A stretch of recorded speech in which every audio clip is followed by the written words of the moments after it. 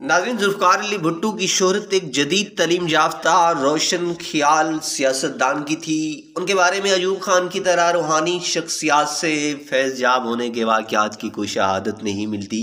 अलबत्ता वो फ़ातह ख़ानी के लिए बुज़ुर्गों की दरगाहों पर ज़रूर जाया करते थे। लड़काना के एक बुजुर्ग शहरी और म्यूनसिपल कॉरपोरेशन के एक आला अफसर गुल मोहम्मद गार्ड बताते हैं कि ये सरगर्मियाँ उनकी सियासी हिकमत अमली का हिस्सा थीं। सियासी मकासद के लिए औलियाए कराम और बुजुर्गों के मज़ारों पर जाना अपनी जगह, लेकिन लड़काना में जमन फ़कीर नाम के एक मजजूब बुजुर्ग से उनकी दोस्ती के वाक़यात ज़बान ज़दे आम आए। जमन फ़कीर किस किस्म के आदमी थे और भुट्टो साहब के ताल्लुक से उनकी कैसी हिकायात लोगों में मकबूल हैं, ये सवाल मकामी सहाफ़ी तारिक दुरानी से पूछा गया तो उन्होंने बताया कि जमन फ़कीर कंबर नामी कस्बे के हजाम थे जो किसी ज़माने में लड़काना मुंतकिल हो गए। वो अपने गद्दे पर सवार होकर दिन भर शहर में घूमते रहते और कसाबों की दुकानों से हड्डियां, गोश्त और छीछड़े जमा करके कुत्तों को डाल दिया करते थे। इस वजह से वो जहां जाते कुत्ते भी उनके पीछे पीछे चलते रहते। जमन फ़कीर के बारे में मारूफ था कि वो अपनी भूली भाली बातों में बड़ी दानाई की बातें कह जाते थे।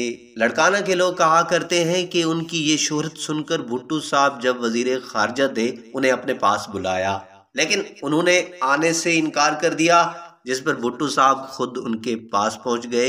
उन्हें आता देखकर जमन फ़कीर ने भुट्टो साहब से उनकी आमद का सबब पूछा तो उन्होंने कहा कि वो सिर्फ हाजिरी के लिए आए हैं, जिस पर जमन ने कहा कि मैं कोई तुम्हारा उस्ताद हूँ जो यूं हाजिरी भरने आए हो। उस पर भुट्टो साहब ने उन्हें दोस्ती की पेशकश कर दी तो उन्होंने कबूल कर ली। इस तरह मकामी लोग एक और मुलाकात का जिक्र भी बयान करते हैं जिसमें भुट्टो साहब ने जमन फ़कीर से पूछा कि वो उनकी क्या खिदमत कर सकते हैं, तो फ़कीर ने कहा कि वो अपनी गाड़ी मुझे दे दें और मेरा गद्दा खुद ले लें। भुट्टो साहब आमादा हो गए तो जमन फ़कीर ने उनके इर्द गिर्द खड़े लोगों की तरफ देखते हुए कहा कि तुम्हारे पास पहले ही बहुत गद्दे हैं, मुझे मेरे गद्दे से क्यों महरूम करते हो। गुल मोहम्मद गार्ड अपना एक आंखों देखा वाक़या बयान करते हैं जिसकी नौइयत भी इन वाक़यात से मुख्तलिफ नहीं। वो बताते हैं कि भुट्टो साहब इस्लामाबाद से आए तो अल मुर्तज़ा किलान में बैठ जाते। इस मौका पर घर के दरवाजे खुल जाते और जो चाहता उनसे बिला इजाज़त मिलने आ जाता। एक बार ऐसी ही एक निशस्त के दौरान जमन फ़कीर अपने गद्दे पर सवार अल मुर्तज़ा में दाखिल हुआ। गुल मोहम्मद गार्ड कहते हैं कि वो मंजर आज भी उनकी आंखों के सामने है। जमन फ़कीर अपने गद्दे पर सवार था और एक लंबी सी छड़ी उसके हाथ में थी जिसे लहराते हुए उसने भुट्टो साहब को मुखातिब किया और कहा कि इसे खैरात दी जाए। जमन फ़कीर आमतौर पर खैरात नहीं मांगा करता था, लेकिन जाने क्या वजह थी कि उस रोज उसने अपनी रिवायत तोड़ी और भुट्टो साहब ने फौरन ही जेब से 100 रुपए निकाल कर उनकी तरफ भिजवाए। ये देखकर जमन फ़कीर अपने मखसूस अंदाज में मुस्कुराया और फुकार कर कहा कि भुट्टो, अगर तुम्हारी जगह मैं होता तो सोचो क्या मैं भी ऐसा ही करता। भुट्टो साहब तंज की तह तक पहुंच गए और 500 रुपए का नोट उसकी खिदमत में पेश करते हुए कहा, जमन फ़कीर मेरे लिए दुआ करना।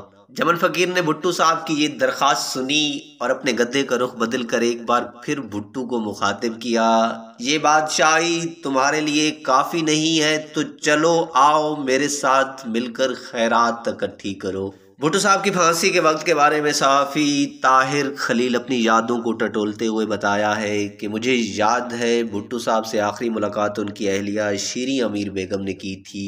उन दिनों वो रावलपिंडी के रावल होटल में ठहरी। अपने इस क्याम के दौरान वो चकलाला में किसी बुजुर्ग के पास दुआ के लिए जाया करती।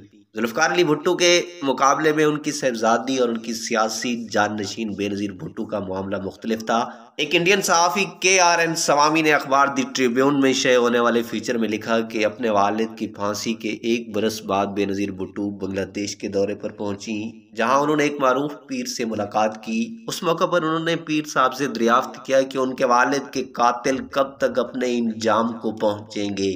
ये सवाल सुनकर पीर साहब ने कुछ देर के लिए आंखें बंद कर ली, फिर कहा कि जब आम हवा में उड़ेंगे بےنظیر بھٹو نے اس علامتی جملے کی وضاحت چاہی تو پیر صاحب نے جواب دینے سے انکار کر دیا۔ روحانی شخصیات سے مدد لینے کے لیے ان کے ہاں جانے کے علاوہ مختلف مزاروں پر بےنظیر کی حاضری کے واقعات بہت معروف ہیں۔ انڈیا کے NDTV کی ایک رپورٹ کے مطابق انہوں نے 2003 میں اجمیر شریف کی درگاہ پر حاضری دی تھی۔ اس دورے کا بظاہر مقصد یہ تھا کہ ان کے اسیر شوہر کی جلد رہائی ممکن ہو جائے۔